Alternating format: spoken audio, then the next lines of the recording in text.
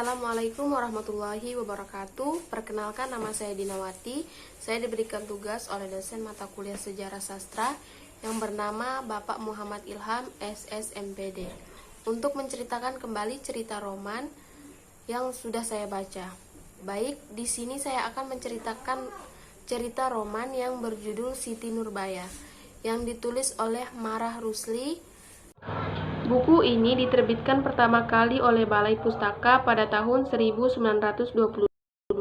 Buku yang berjudul Siti Nurbaya ini berhasil menempatkan diri sebagai puncak roman di antara roman lainnya, yang dianggap orang sebagai puncak roman dalam sastra Indonesia.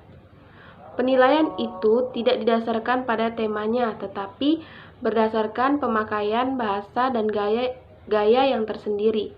Buku ini menggunakan bahasa Melayu, oleh karena itu orang Melayu pasti akan lebih mudah membaca dan segera mengerti isinya.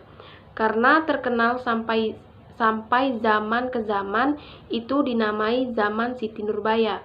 Roman karyanya ini berhasil pula merebut hadiah tahunan dalam bidang sastra yang diberikan oleh pemerintah Republik Indonesia pada tahun 1969.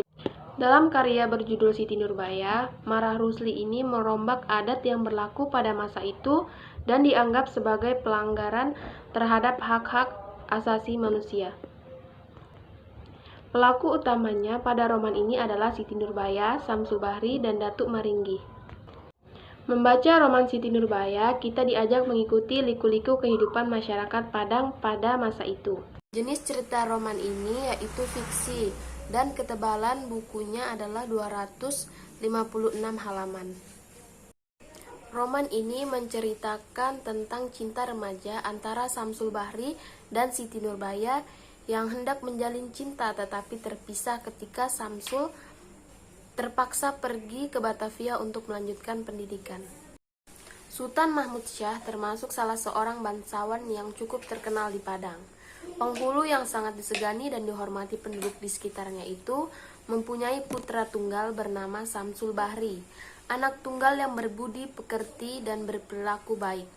Bersebelahan dengan rumah Sultan Mahmud Syah tinggal seorang saudagar kaya bernama Baginda Sulaiman dan memiliki putri tunggal yang bernama Siti Nurbaya.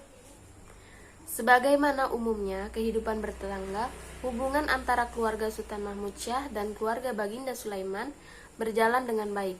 Begitu pula hubungan Samsul Bahri dan Siti Nurbaya. Sejak anak-anak sampai usia mereka beranjak remaja, persahabatan mereka makin erat, apalagi keduanya disekolahkan di sekolah yang sama. Hubungan kedua remaja itu berkembang menjadi hubungan cinta. Perasaan tersebut baru mereka sadari ketika Samsul Bahri akan berangkat ke Jakarta untuk melanjutkan sekolahnya.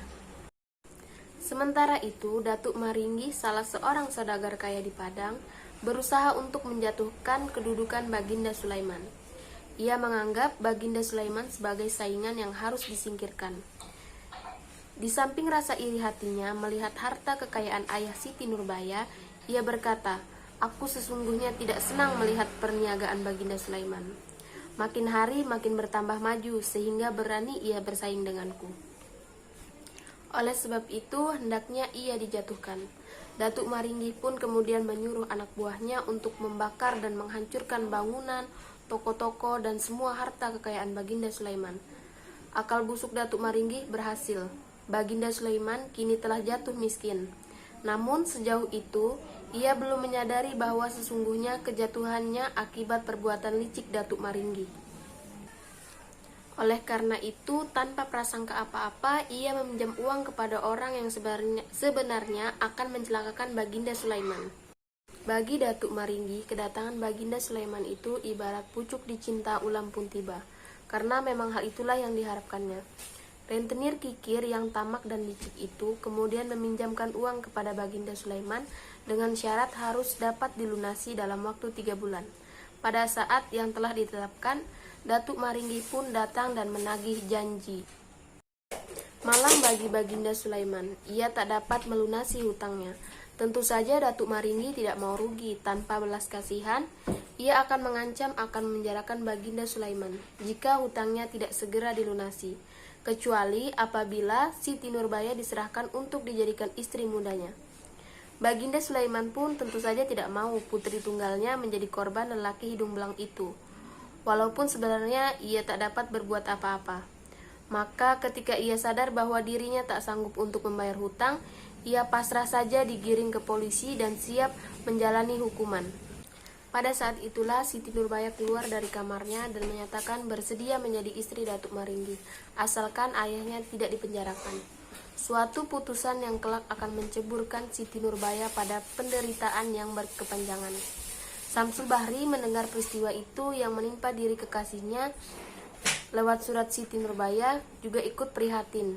Cintanya kepada Siti Nurbaya tidak mudah begitu saja ia lupakan. Oleh karena itu, ketika liburan ia pulang ke Padang dan menyempatkan diri menengok Baginda Sulaiman yang sedang sakit. Kebetulan pula Siti Nurbaya pada saat yang sama sedang menjenguk ayahnya. Tanpa sengaja keduanya pun bertemu lalu saling menceritakan pengalaman masing-masing. Ketika mereka sedang asik mengobrol, datanglah Datuk Maringgi. Sifat Maringgi yang culas dan selalu berprasangka itu tentu saja menyangka kedua orang itu telah melakukan perbuatan yang tidak pantas. Samsul Bahri yang tidak merasa tidak melakukan hal yang tidak patut itu berusaha membela diri dari tuduhan keji itu. Pertengkaran pun tak dapat dihindari. Pada saat pertengkaran terjadi, ayah Siti Nurbaya berusaha datang ke tempat kejadian. Namun karena kondisinya yang kurang sehat, ia jatuh dari tangga hingga menemui ajalnya. Ternyata ekor perkelahian itu tak hanya sampai di situ. Ayah Samsul Bahri yang merasa malu atas tuduhan yang ditimpa kepada anaknya, kemudian mengusir Samsul Bahri dan pemuda itu terpaksa kembali ke Jakarta. Sementara Siti Nurbaya sejak ayahnya meninggal merasa dirinya telah bebas dan tidak perlu lagi tunduk dan patuh kepada Datuk Maringgi. Sejak saat itu, ia tinggal menumpang bersama salah seorang keluarga yang bernama Aminah. Sesekali waktu, Siti Nurbaya bermaksud menyusul kekasihnya ke Jakarta. Namun, akibat tipu muslihat dan akal licik Datuk Maringgi yang menuduhnya telah mencuri harta perhiasan bekas suaminya itu, Siti Nurbaya terpaksa kembali ke Padang. Oleh karena itu, Siti Nurbaya tidak bersalah. Akhirnya, ia bebas dari tuduhannya. Namun, Datuk Maringgi masih juga belum puas. Ia kemudian menyuruh seorang untuk meracun Siti Nurbaya. Kali ini perbuatannya berhasil. Siti Nurbaya meninggal karena keracunan. Rupanya berita kematian Siti Nurbaya membuat sedih ibu Samsul Bahri. Ia kemudian jatuh sakit dan tidak berapa lama kemudian meninggal dunia. Berita kematian Siti Nurbaya dan ibu Samsul Bahri sampai juga ke Jakarta. Samsul Bahri yang merasa amat berduka mula-mula mencoba bunuh diri.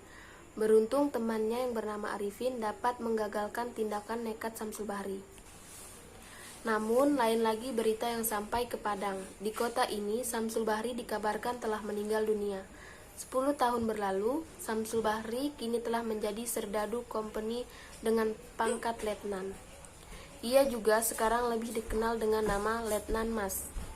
Sebenarnya, ia menjadi serdadu kompeni bukan karena ia ingin mengabdi kepada kompeni, melainkan terdorong oleh rasa frustasi mendengar orang-orang yang dia cintai telah meninggal.